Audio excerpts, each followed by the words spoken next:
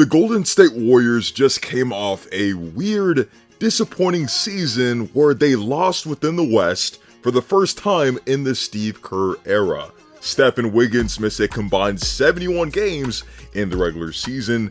Klay Thompson was far from his best in that Lakers series, averaging just 9 points on 21% shooting in the final 3 games, and Jordan Poole played far below the expectations of a $140 million player in the playoffs. And this underperformance is one of many reasons why the Warriors in fact traded Poole on draft day to the Wizards in exchange for Chris Paul.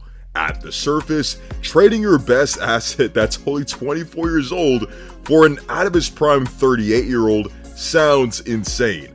But in actuality, the Warriors actually made a solid move here in trading for Chris Paul, and this new role for him is definitely best for him and the team moving forward. But before we begin, be sure to leave a like on the video, as each like makes a tremendous difference for the channel, and be sure to sub to the channel for even more content like this. The discourse concerning Jordan Poole's 2023 season has been quite insane, and justifiably so. Even prior to the season, we had the whole punching incident with Draymond Green, the ensuing uneasiness between the two of them and the team, and him having to play through added expectations for him since he signed that $140 million deal. If we just look at Poole's counting stats for the season, you just figure that he had the best season of his career, given that he set career highs in points per game and assists per game.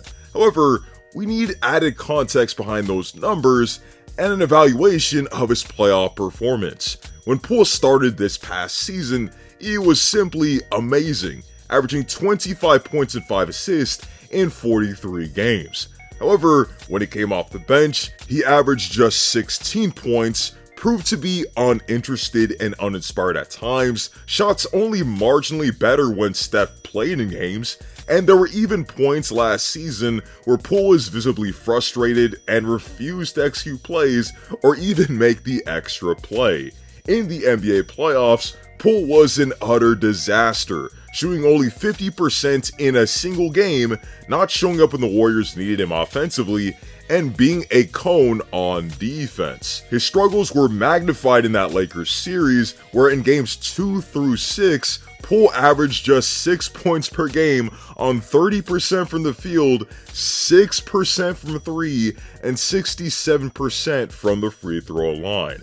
However, Poole's underperformance in the playoffs isn't the main reason why the Warriors dealt him for Chris Paul, as giving up on a 24-year-old who helped you reach the mountaintop just a year prior and proved his worth last season wouldn't be the smartest decision. Moreover, this is a move the Warriors had to make in order to protect themselves under the new CBA.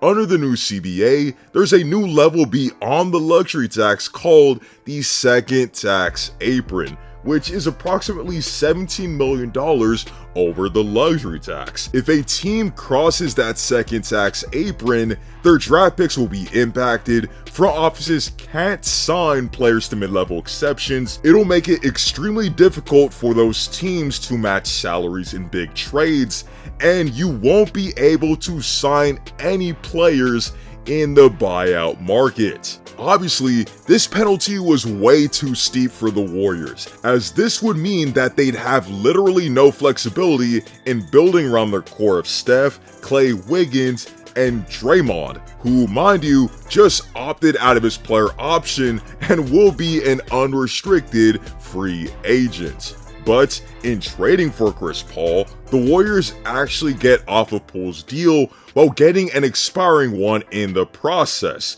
which is tremendous given that Poole's deal would have made them cross that second tax apron for the duration of his contract. On that note, Chris Paul's deal was only partially guaranteed for this season if cut by June 28th, and his salary for the 2025 season is not guaranteed. But since the Warriors reportedly aren't going to cut him, let's just imagine what his fit looks like in Golden State. For one, it goes without saying that CP3 will be Steph's backup next season, and I think this is the best option for he and the team. At age 38, with a ton of miles and consequent lack of availability at times, CP3 is best served in a backup role where he can play minutes in the 20s, operate with that second unit, and be part of the Warriors' closing lineup. He's not the All-NBA player he was in 2021 and isn't going to provide much rim pressure, but he's still an amazing playmaker with an extremely high IQ. This is obviously great for the Warriors' half-court offense because yet another natural playmaker can occupy the floor outside of Dre and Steph. Steph and Klay are obviously excellent playing off the ball, as they have been throughout their entire careers, and CP3, who shot 38% from 3 last season, is more than willing to play off the ball, as he's demonstrated in Phoenix. CP3 has pretty much had great chemistry with every big that he's played with, and even made Cole Aldridge, of all people, look like a serviceable big in this league. And I expect no difference between he and a much better big in Kevon Looney. The Warriors' second unit has also struggled without Steph due to a lack of an aforementioned playmaker there, with Dante, Poole, and GP2 having to serve as de facto points last season. But with Paul, he not only fulfills that role, but would definitely help in the development of Jonathan Kuminga and Moses Moody. Two players the Warriors will definitely keep that will continue to be bright points for this team. He's excellent at setting up players, and I could definitely see a player like Kuminga thrive given his willingness to cut and move well without the ball. Additionally, I love the half-court offense of a closing lineup of Paul, Steph, Klay, Wiggins, and Dre. And Paul also brings a veteran presence to the locker room instead of the awkward tension that was there with Poole last season. The next thing we definitely need to discuss about the Warriors is Draymond Green's impending free agency, and this could get interesting. With the Richaun Holmes trade on draft night, the Kings could have upwards of $35 million in cap space this offseason, and with them having Mike Brown and an obvious need for defensive improvements, the Kings actually look like a stealth suitor for Draymond. They were the 3rd seed in the West last season and just fell short to the Warriors in Game 7. They still have all of Fox, Sabonis, Herter, Monk, and Keegan Murray under contract next season, and signing there gives Draymond a great payday while still having a chance to compete for a title.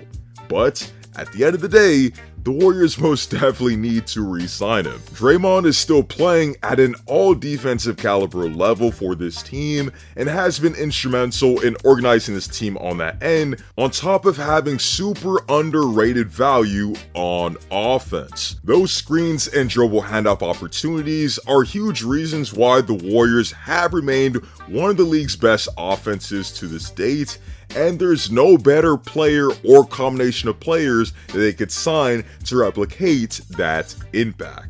Overall, the Warriors will be extremely interesting next season with Chris Paul, and future changes could be headed for this team as well. But as it stands, please let me know in the comments section down below how you feel about the Chris Paul trade, and let me know whether this trade puts the Warriors back into title contention status next season. Is this team good enough to compete with Denver, Phoenix, etc.? Let me know in the comments section down below. Be sure to leave a like on the video to support the channel, and be sure to sub for more content like this. To see you all in the next one, and stay tuned.